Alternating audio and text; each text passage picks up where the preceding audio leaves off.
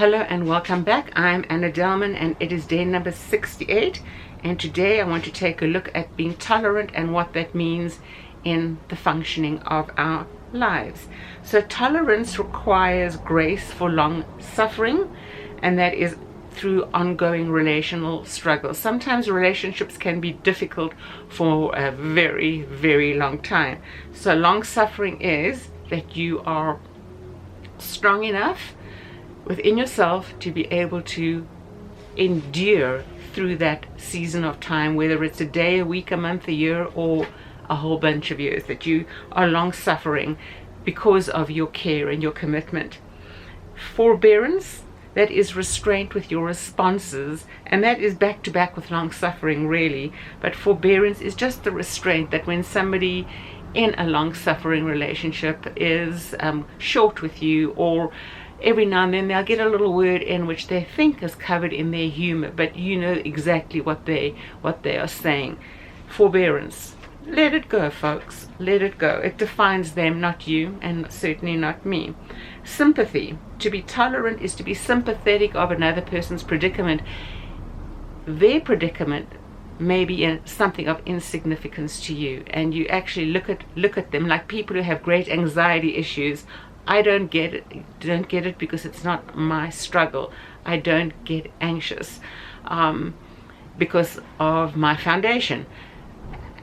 And so when I'm around somebody who's having a panic attack or struggling with anxiety, I feel bad that they're experiencing that.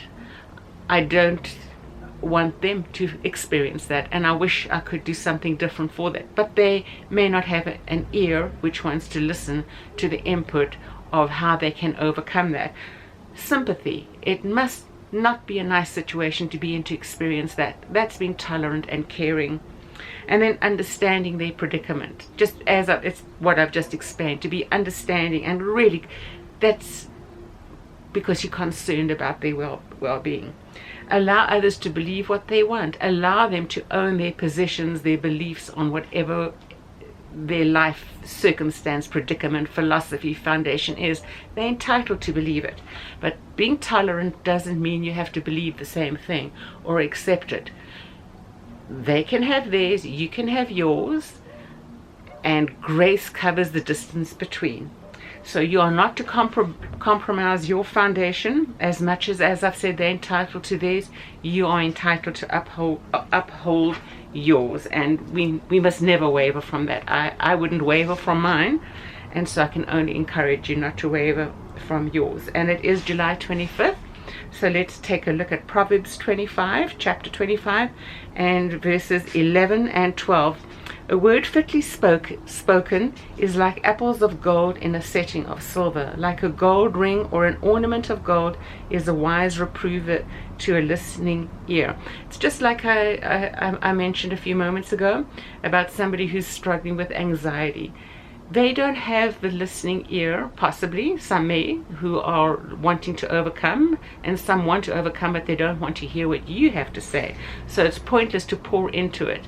But in any struggle somebody may have, if they have a listening ear and they truly want to know what your belief system is, or why you don't have that, as you're not tempted to struggle in that way. Why is it?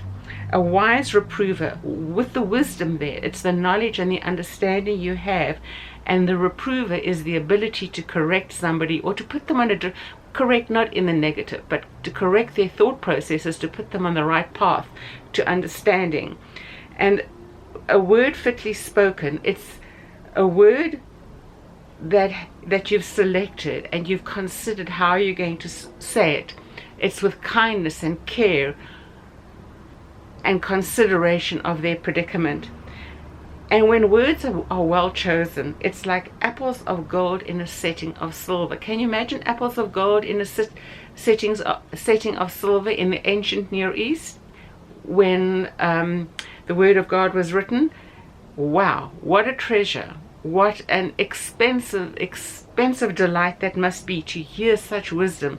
So what is being said here is that good wisdom, well thought out kindnesses and gestures of grace have a value so deep and so rich.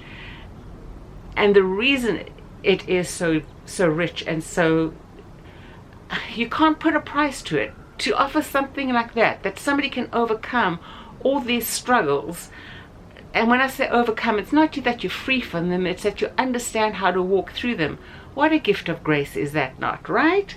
So come on, folks, let's be out there and sharing more of this kind of encouragement, but only to those who want to listen and are open to receiving and hearing more of what we would like to say to encourage them. So until tomorrow, take care and God bless, and I will talk to you again. Bye-bye for now.